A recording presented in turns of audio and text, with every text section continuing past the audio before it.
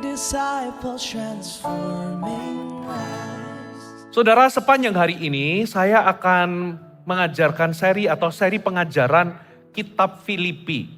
Lalu di ibadah kedua ini bagaimana kita bisa bahagia dalam segala keadaan. Siapa yang ingin bahagia? Angkat tangan.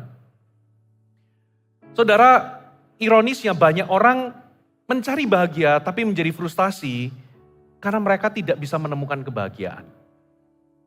Karena ternyata memang kebahagiaan itu adalah sebuah paradoks dari apa yang kita pikirkan selama ini.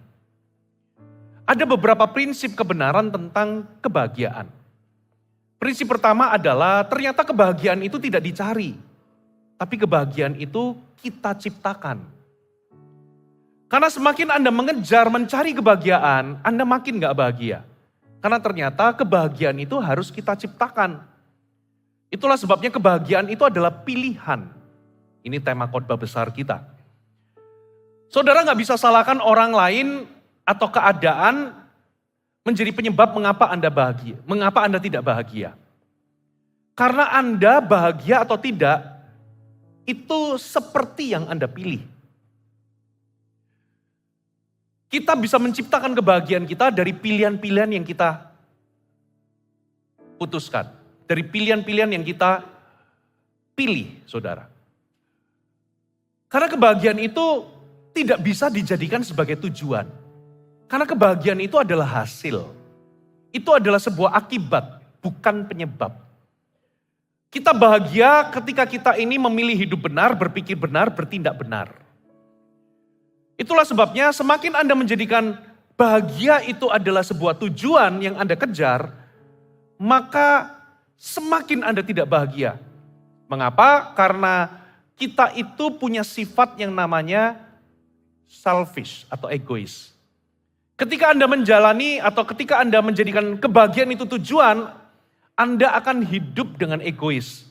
Karena Anda akan menuntut orang lain atau orang-orang yang ada dalam hidup Anda dan menuntut keadaan membahagiakan saudara. Yang mana itu hanya membuahkan kekecewaan, ketidakpuasan, dan frustasi. Karena gak ada seorang pun yang dapat membahagiakanmu. Gak ada satupun keadaan yang cukup sempurna, cukup ideal yang bisa membahagiakanmu. Karena bahagia itu adalah sebuah pilihan. Katakan amin. Jadi saya jamin, semakin Anda jadikan bahagia itu tujuan, saya jamin Anda makin gak bahagia, garansi uang kembali. Saudara. Sebaliknya, bahagia itu adalah sebuah hasil.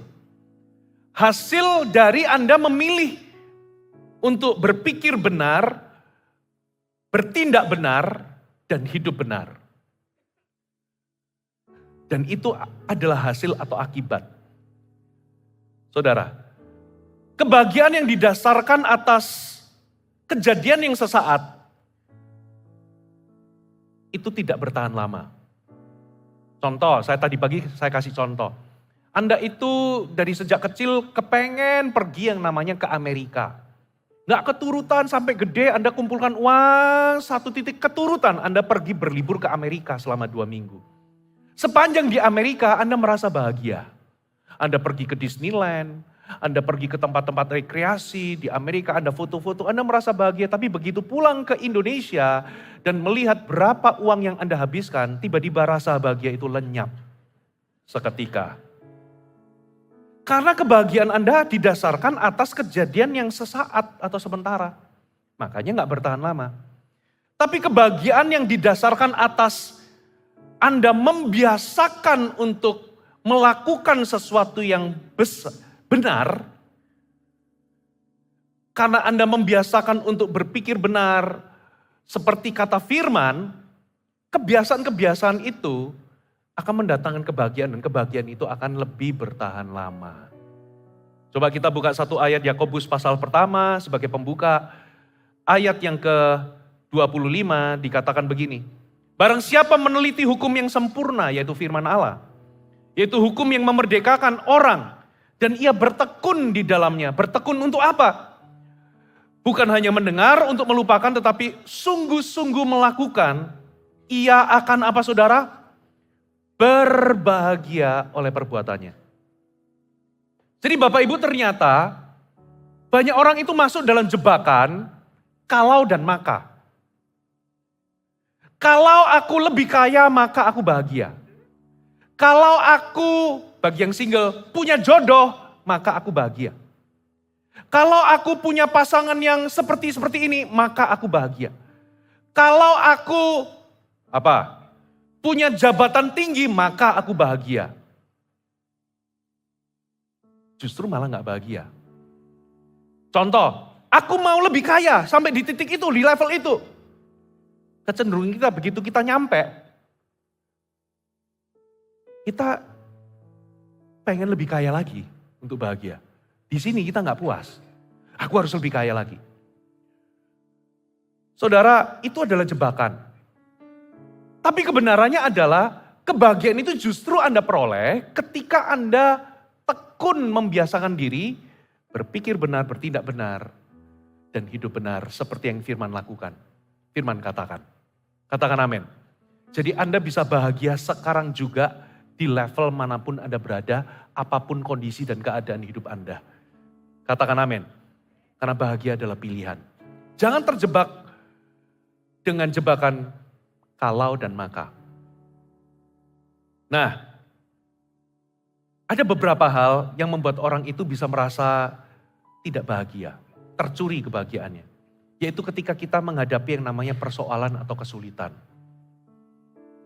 Ketika kita mengalami yang namanya penderitaan. Ketika kita dealing dengan orang-orang sulit dalam hidup kita. Atau ketika kita menghadapi yang namanya tekanan baik dari luar maupun di dalam. Atau ketika kita menghadapi problem atau masalah dalam kehidupan kita. Itu semua bisa mencuri kebahagiaan kita.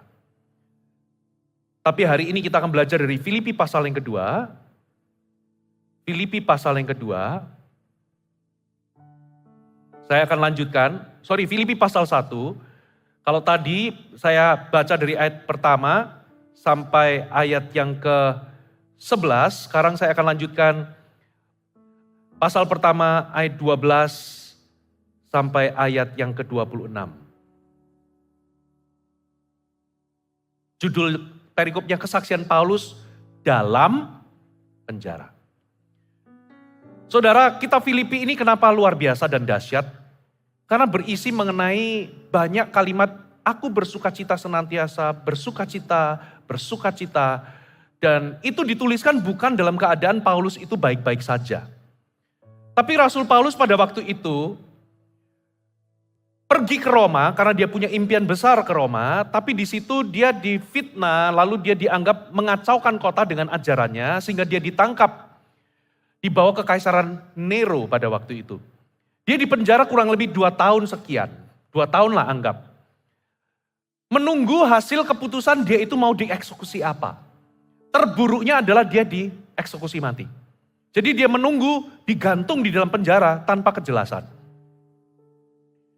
Tapi ujungnya dia memang bebas pada waktu itu.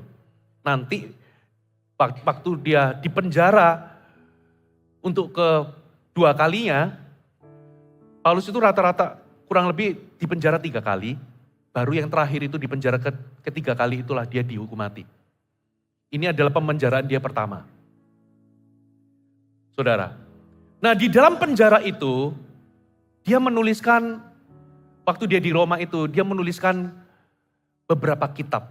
Kurang lebih ada 4 kitab waktu dia di penjara di situ. Salah satunya adalah kitab Filipi. Dia menuliskan surat kepada jemaat yang dia rintis di Filipi.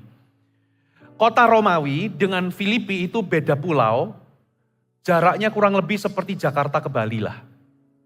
Itu jaraknya, Roma dan Filipi. Saudara. Nah dia menuliskan dia menuliskan surat kepada jemaat yang dia rintis di Filipi sementara dia di penjara di Roma.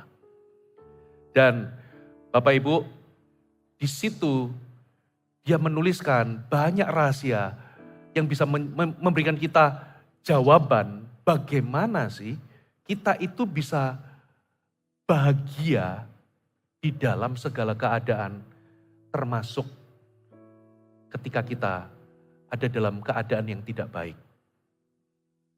Coba kita baca ayat yang ke-12. Judulnya kesaksian Paulus dalam penjara. Aku menghendaki saudara-saudara, jadi dia menuliskan surat ini kepada siapa? Jemaat Filipi.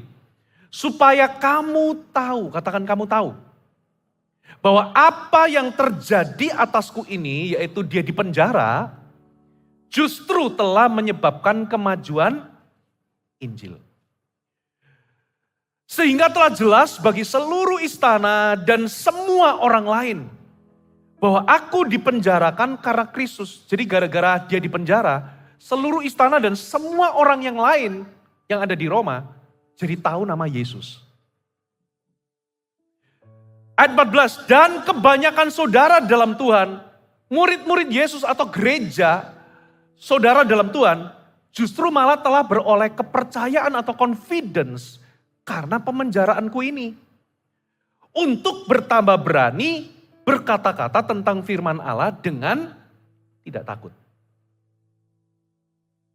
Saudara, pencuri kebahagiaan pertama itu adalah yang namanya penderitaan. Kadangkala ketika kita melewati sebuah situasi yang membuat kita menderita, itu bisa membuat kita frustasi dan merasa tidak bahagia. Tapi Paulus memberikan resepnya. Dia ngomong begini kepada jemaat di Filipi. Aku menuliskan ini, saudara-saudara, supaya kamu mengerti. Kamu tahu, katakan kamu tahu. Bahwa apa yang terjadi atasku, bahwa aku menderita di penjara ini, dia disiksa loh, dia di penjara. Dia itu dirantai dengan pengawasan 24 jam penuh. Dengan tiap 6 jam atau 4 jam itu berganti orang. Karena dia ini termasuk tahanan politik yang penting. Sekalipun begitu, dia tetap diperbolehkan untuk bertemu dengan pengunjung, orang yang mengunjungi dia. Tapi Paulus ngomong, justru keadaanku yang di penjara ini, justru bukan menghambat Injil, tapi justru membuat Injil makin maju. Dan bukan hanya itu, seluruh istana jadi tahu nama Yesus. Bahkan semua orang yang lain. Rupa-rupanya Bapak Ibu, begini loh.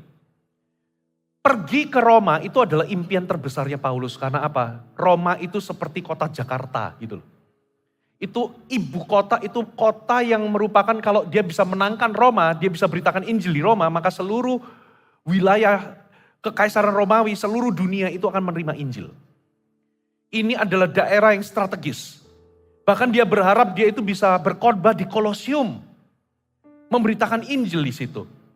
Rupa-rupanya setelah dia datang ke Roma, ternyata dia dianggap sebagai orang yang mengacau kota dengan ajarannya. Ada orang yang memfitnah dia sehingga dia ditangkap, akhirnya dia dipenjara, dan di waktu dia dipenjara, saudara, dia itu dipenjara dengan pengawasan 24 jam penuh dengan berganti penjaga.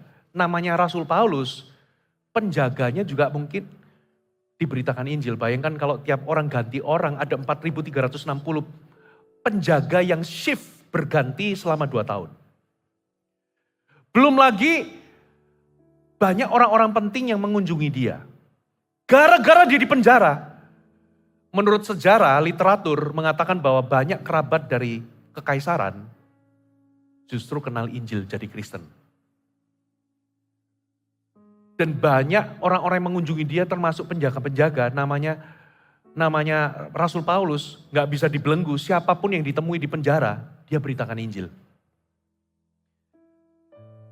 Dan bukan hanya itu, bukan hanya seluruh istana dan semua orang, termasuk saudara seiman, melihat dia di penjara itu bukannya lemah, tapi malah jadi confidence untuk memberitakan Injil. Malah makin berani, malah makin dikuatkan. Jadi ternyata rahasia pertama bagaimana kita bisa berbahagia di dalam segala keadaan. Catat baik-baik. Poin pertama, Anda harus bisa melihat sudut pandang Tuhan di setiap masalah saudara. Penyebab kita ini frustasi di balik penderitaan yang kita alami adalah karena kita nggak bisa melihat gambaran besarnya. Kita nggak bisa melihat rencana Allah di balik itu semua. Itulah sebabnya kita menjadi putus asa dan frustasi. kita nggak bisa melihat sudut pandang dan perspektif Tuhan, mengapa Tuhan mengizinkan kita menghadapi persoalan kita, atau mengapa Tuhan mengizinkan kita mengalami penderitaan. Rasul Paulus berkata, "Hai saudara-saudara, aku ingin kamu ngerti dan kamu tahu bahwa pemenjaraanku ini justru mendatangkan kebaikan. Justru mendatangkan kemajuan Injil. Bukan hanya kemajuan Injil, orang-orang percaya yang lain malah dikuatkan dan makin berani." Bapak Ibu, seringkali kita ini merasa tidak bahagia ketika kita mengalami penderitaan. Penyebabnya mengapa? Karena kita nggak bisa melihat gambaran besarnya. Kita nggak bisa melihat sudut pandang Tuhan. Kita nggak mendapatkan pengertian. Katakan pengertian. Di balik persoalan yang kita alami. Contoh ya, saudara pernah nonton drama Korea tapi nggak pakai subtitle. Coba, Anda bisa bahagia menontonnya, menikmati? Nggak bisa. Kenapa? Karena Anda nggak ngerti. Coba kalau ada pembicara tamu di sini orang Rusia, khotbah nggak ada penerjemah. Dari 1 jam khotbah berapi-api, tapi Anda nggak mengerti. Anda jadi frustasi. Betul atau betul? Ketika saudara mengalami penderitaan dan gak mengerti gambaran besar, sudut pandang Tuhan, apa yang terjadi? Anda frustasi. Bapak Ibu, Anda harus tahu bahwa kita punya Tuhan yang baik. Rencananya selalu baik. Dia gak pernah punya rencana kecelakaan. Bahkan di dalam sesuatu yang tidak baik sekalipun, Dia itu turut bekerja untuk mendatangkan kebaikan bagi kita. Katakan amin. Saudara, Anda pernah tahu firman yang diucapkan oleh Yeremia? Bahwa aku mengetahui rancangan-rancangan apa yang ada padaku mengenai kamu. Rancangan damai sejahtera dan bukan kecelakaan untuk memberikanmu hari depan yang penuh harapan. Itu nubuatan atau firman itu ditujukan kepada siapa? Itu ditujukan kepada orang Israel yang lagi dibuang 70 tahun di Babel, di Irak. Sebagai bentuk penghukuman atau disiplin Tuhan atas bangsa Israel yang memberontak kepada Tuhan. Banyak orang gak nurut, mereka mau tetap stay di Yerusalem. Yang stay di Yerusalem, Anda tahu keadaan mereka tercela dan mereka jadi bahan buli-bulian di situ. Hidupnya hancur. Yeremia menyampaikan suara Allah, jangan takut, pergilah ke pembuangan. Sekalipun itu pembuangan, kamu dijajah di situ, tapi aku memeliharamu di situ. Sebab aku tahu rancangan apa yang ada padaku mengenai kamu. Rancanganku bukan rancangan kecelakaan, tapi rancangan damai sejahtera. Aku akan memberikan masa depan, hari esok yang penuh harapan. Nurutlah, pergilah ke pembuangan, aku memeliharamu. Lagi dibuang nih, itu keadaan yang tidak baik. Tapi di dalam keadaan tidak baik, rencana Allah tetap baik. Hari ini, beberapa di antara saudara mungkin alami persoalan kesulitan dan penderitaan. Kalau Anda bisa mengerti dan melihat sudut pandang Tuhan di setiap masalah saudara, Anda bisa tetap bahagia. Katakan amin. Yang kedua, saudara, ayat berapa sekarang? Ayat 15. Ada orang yang memberitakan Kristus karena dengki dan perselisihan atau permusuhan, pertengkaran. Tetapi ada pula yang memberitakannya dengan maksud baik. Mereka ini memberitakan Kristus karena kasih. Sebab mereka tahu bahwa aku ada di sini untuk membela Injil. Jadi ada yang merupakan teman-temannya Paulus yang tahu bahwa dia di penjara itu bukan karena fitnahan, tapi dia di penjara karena memberitakan Injil. Tetapi yang lain, ini musuh-musuh Paulus, karena kepentingan sendiri dan dengan maksud yang tidak tulus ikhlas, sangkanya dengan demikian mereka memperberat bebanku di dalam penjara.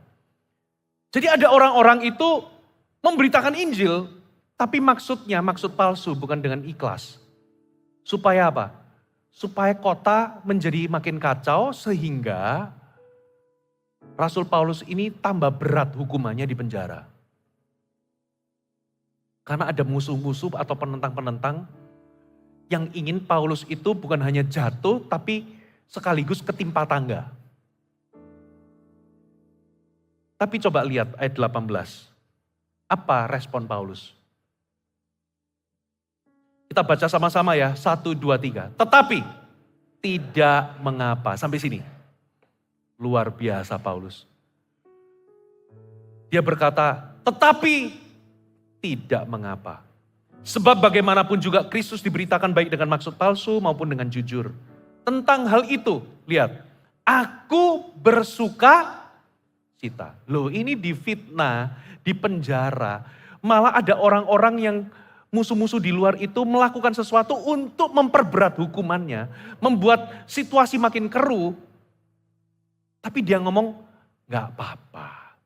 Tentang hal ini aku bersuka cita. Bahkan dikatakan begini, dan aku akan tetap bersuka cita. Poin kedua. Catat baik-baik. Apa rahasia Anda bisa bahagia dalam segala keadaan? Jangan izinkan atau biarkan orang lain mengendalikan sikap saudara. Saudara, hal kedua yang mencuri kebahagiaan, kalau yang pertama itu penderitaan. Hal kedua yang bisa mencuri kebahagiaan kita adalah ketika kita bertemu atau berinteraksi dengan orang-orang sulit dalam hidup kita. Mereka adalah orang-orang yang dalam tanda kutip menjengkelkan kita, melukai kita, bahkan ada orang-orang dengan maksud jahat itu mengkritik kita, menjatuhkan kita. Gak ada orang yang suka dikritik, betul ya? Gak ada orang yang suka dijatuhkan. Hari-hari ini dunia itu makin jahat. Saya berharap jemaat GMS, Anda tidak jadi orang jahat juga. Dari mana? Coba lihat hari-hari ini banyak orang itu kalau di dalam sosmed, komentarnya itu bisa jahat. Ada sebuah culture di akhir zaman ini namanya cancel culture. Orang itu no matter how hard they build their reputation, hanya gara-gara salah satu kata saja, orang akan berlomba-lomba untuk meng-cancel reputasinya, menghancurkan hidupnya. Kalau bisa dipecat, kalau bisa dipenjara sekalian. Hanya sebuah salah kata atau sebuah kesalahan kecil, semua reputasi hancur. Hari-hari ini banyak orang itu pengen lihat orang hidupnya itu hancur. Dengan jempolnya, menghakimi, mengkritik, menjatuhkan reputasi orang, dan lain sebagainya. Saya berharap Anda tidak jadi bagian dari orang-orang seperti ini. Tahan-tahan kalau mau berkomentar. Betul ya? Orang-orang sulit ini adalah orang-orang yang mungkin ingin menjatuhkan hidupmu, mengkritikmu. Gak ada orang yang suka dikritik. Kita semua itu sukanya, semua orang setuju sama kita, betul ya? Semua orang suka sama kita, semua orang cinta sama kita. Tapi itu ada hayalan. Karena kita semua suka dicintai, disetujui, didukung, betul ya? Makanya gak ada orang yang suka dikritik. Kalau ada tolong angkat tangan, kita foto sebentar, kita abadikan. Ini langka. Tapi kenyataannya memang ada orang-orang yang Tuhan izinkan demikian dalam kehidupan kita. Dan seringkali orang-orang sulit ini bisa mencuri kebahagiaan kita. Tapi Paulus berkata berbeda. Paulus itu ada orang-orang yang menjatuhkanku, memfitnahku sampai aku di penjara. Ada orang-orang yang mengkritikku. Bahkan setelah aku di penjara ada orang-orang yang ingin memperkeruh suasana sehingga membuat aku makin menderita di dalam penjara. Aku sudah jatuh tapi ada orang-orang ingin menimpakan tangga kepadaku. Tapi dia ngomong begini, tapi gak apa-apa, aku akan tetap bersuka cita. Aku akan bersuka cita akan hal ini. Dengan kata lain, memang ada orang yang berusaha menjatuhkanku, menyakitiku, mengkritikku. Tapi aku tidak izinkan mereka menentukan kebahagiaanku. Dengan kata lain, Rasul Paulus tidak memberikan remote-nya kepada orang untuk menentukan kebahagiaan kita, dirinya. Halo, amin? Saudara, untuk bahagia Anda nggak butuh persetujuan orang lain. Anda nggak membutuhkan, untuk bahagia Anda nggak butuh untuk disukai semua orang. Anda nggak butuh untuk Anda itu semua orang setuju kepadamu, baru Anda bahagia. Anda nggak bisa kontrol apa yang orang katakan tentang dirimu. Anda nggak bisa kontrol apa pendapat orang atau apa perlakuan orang terhadap dirimu. Tapi Anda bisa kontrol sikapmu dan hatimu. Jangan izinkan orang lain menentukan kebahagiaanmu. Hanya gara-gara orang ngomong ini, ngomong itu tentang dirimu. Itu nggak seharusnya membuatmu membiarkan kebahagiaanmu dicuri. Katakan amin. Orang bisa menghinamu. Kamu bukan siapa-siapa. Kamu orang rendahan. Kamu orang miskin. Kamu itu nggak menentukan derajat kebahagiaanmu kalau Anda nggak mengizinkannya. Katakan amin. Makanya kitalah yang menentukan. Jangan izinkan orang lain menentukan sikapmu. Katakan amin. Dengan cara demikian, saudara, Anda bisa tetap bahagia. Walaupun mungkin ada orang-orang sulit dalam kehidupan Anda. Amin. Anda belajar sesuatu, amin.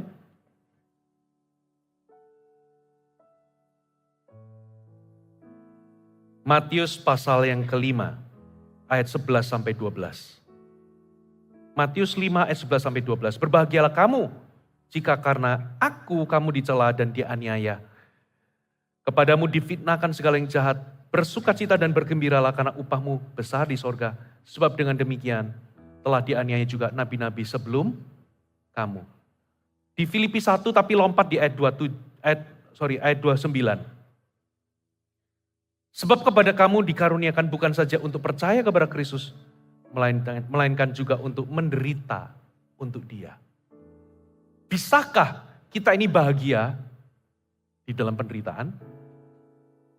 Satu ayat lagi ya. Bentar. Coba kita buka sama-sama 1 Petrus 3 ayat yang ke-14. Tetapi sekalipun kamu harus menderita juga karena kebenaran, kamu akan berbahagia. Kalau kamu menderita karena kamu nyolong lalu dipukuli orang, ya sulit dikata.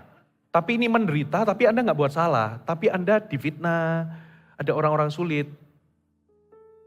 Alkitab berkata, kalau engkau bisa bersikap benar, kamu tetap bisa berbahagia. Katakan amin. Poin yang ketiga, kembali kepada Filipi pasal 1 tadi. Kita baca ayat yang keberapa sekarang Bapak Ibu?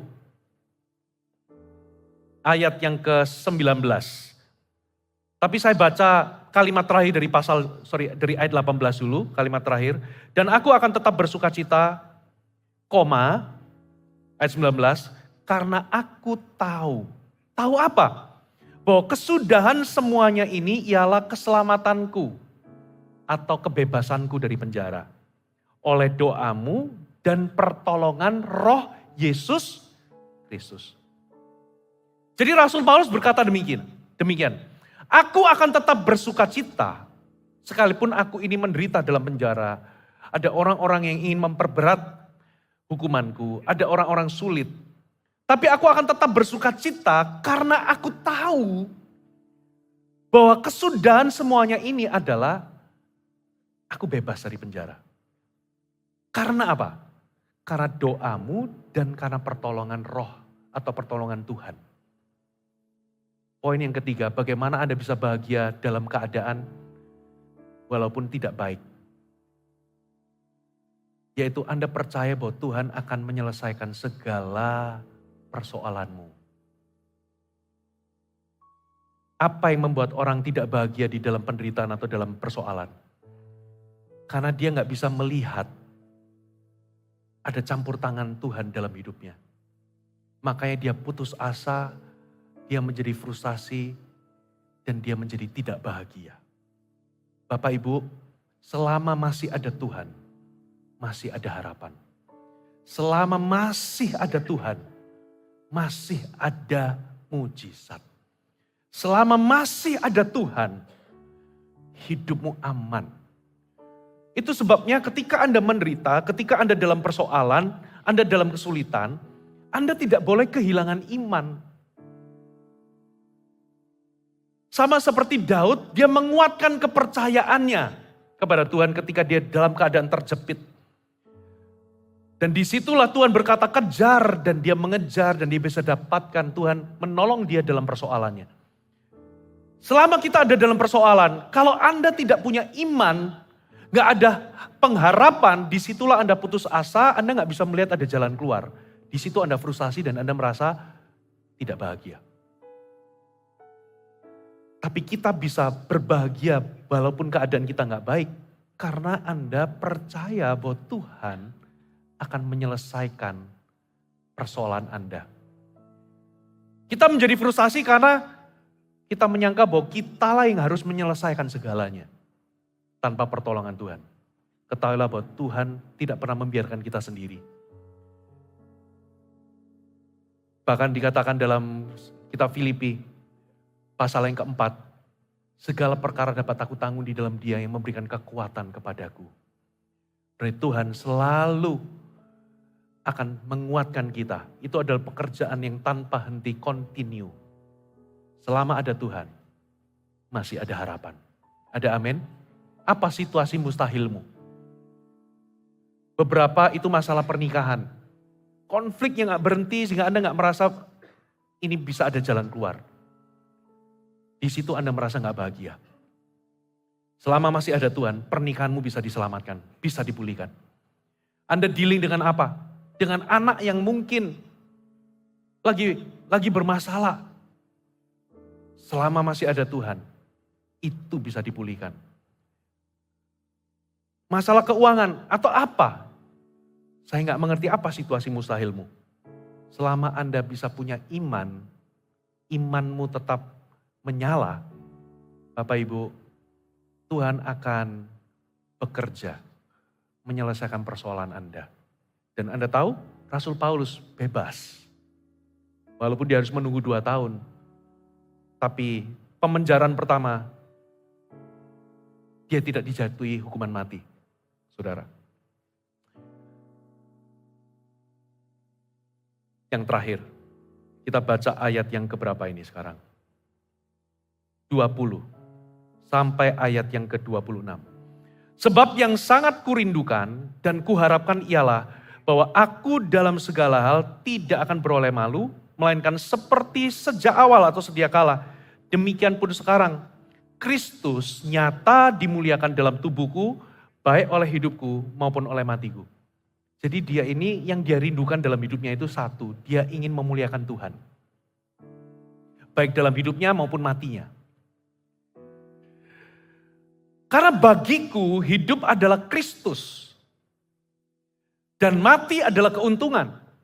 Tetapi jika aku harus hidup di dunia ini, itu berarti bagiku bekerja memberi buah. Jadi mana yang harus kupilih, aku gak tahu. Aku didesak dari 2 pihak.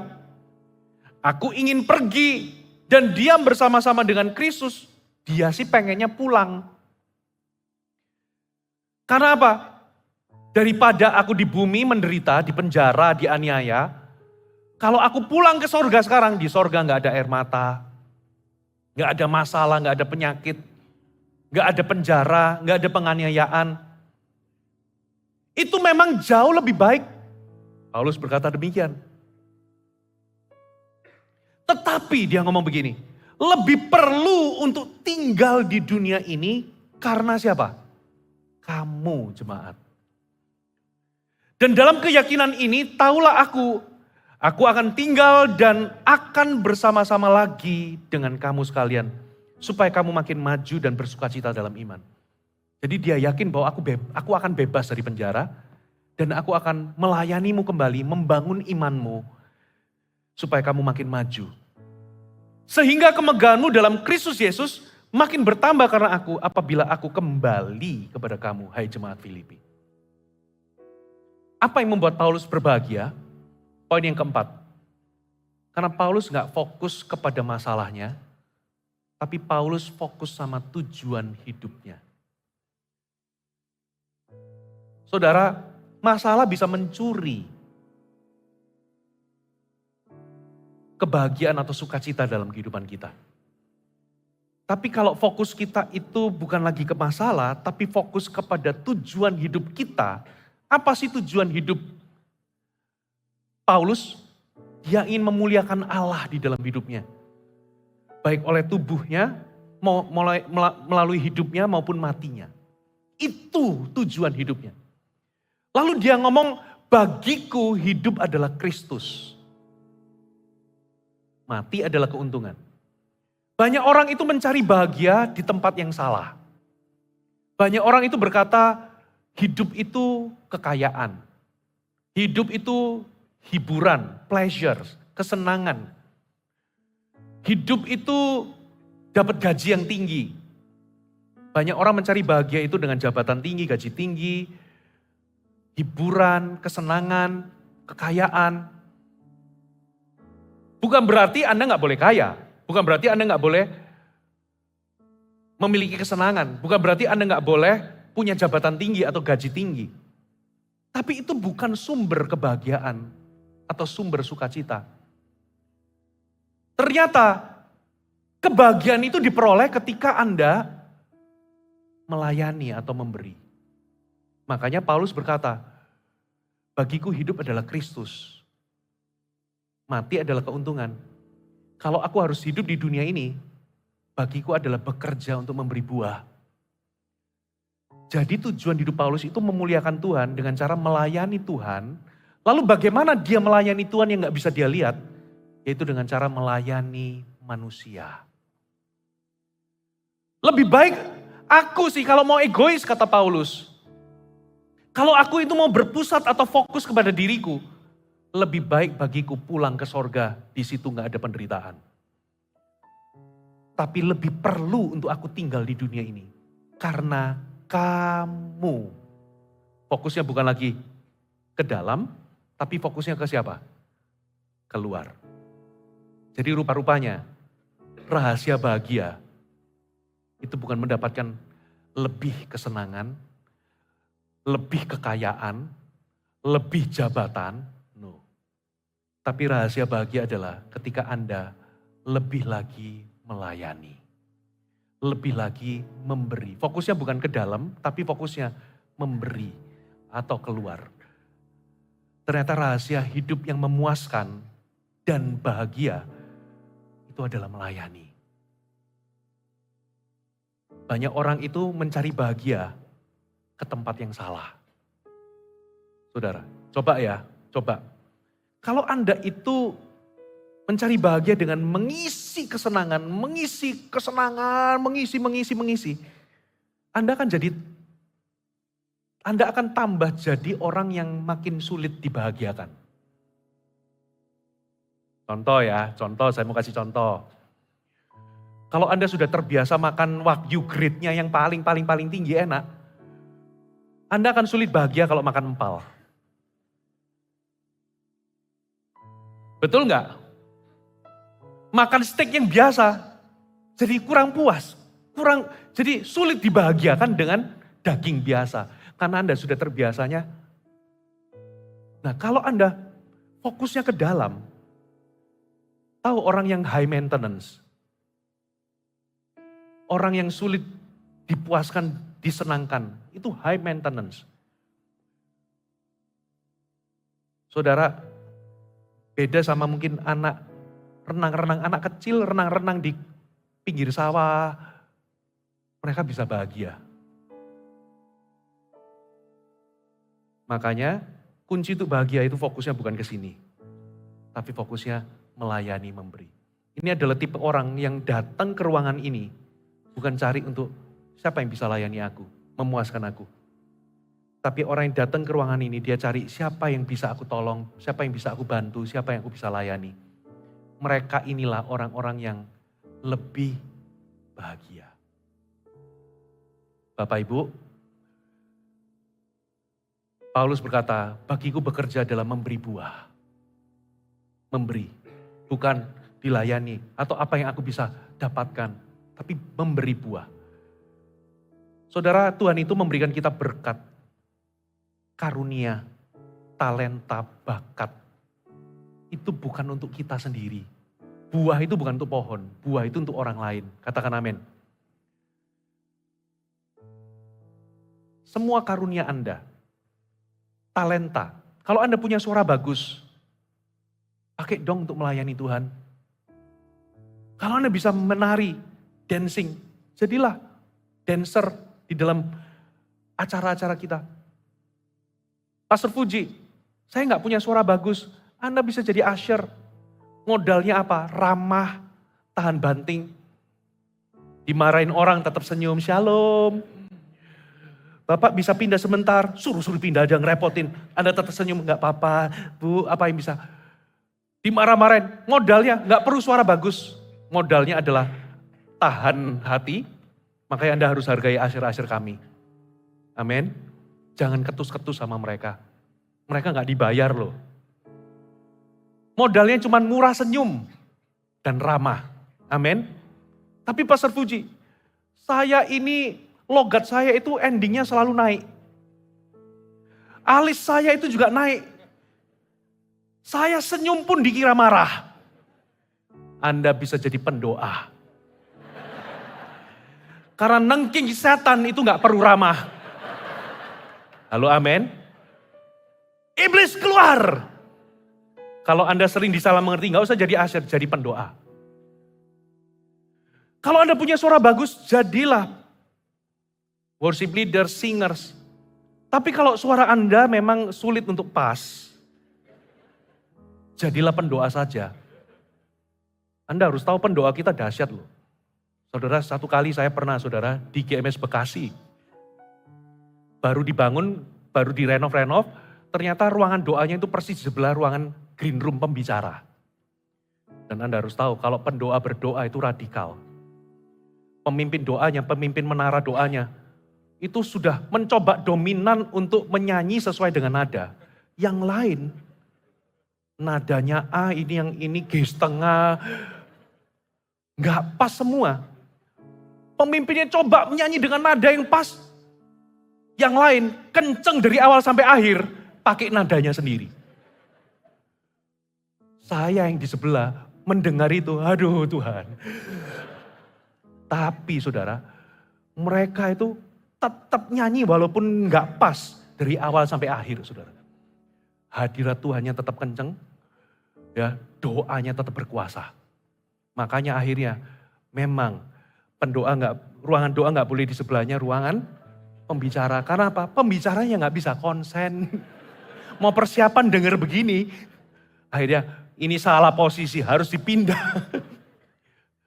Tapi anyway, pendoa nggak perlu suara bagus.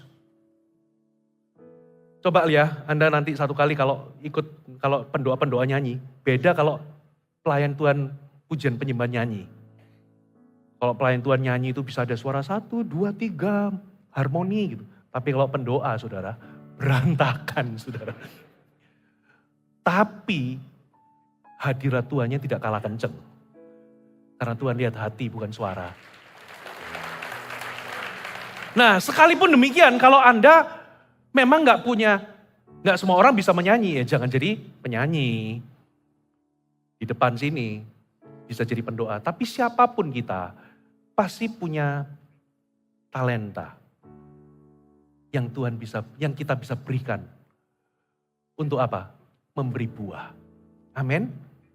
Gereja bisa bisa berkembang gara-gara asyir. Aku join GMS aja kenapa? Karena asyirnya ramah. Bisa nggak? Bisa. Anda jadi produktif bagi kerajaannya. Katakan amin. Tengok kanan kiri, sekalipun kamu nggak bisa nyanyi. Tapi kamu bisa bekerja memberi buah. Amin. Rahasia bahagia keempat apa saudara? Fokus kepada tujuan hidup memuliakan Tuhan, memberi, melayani Tuhan dengan cara melayani orang. Dan bukan fokus kepada masalah. Tutup Alkitab kita, mari kita bangkit berdiri bersama-sama.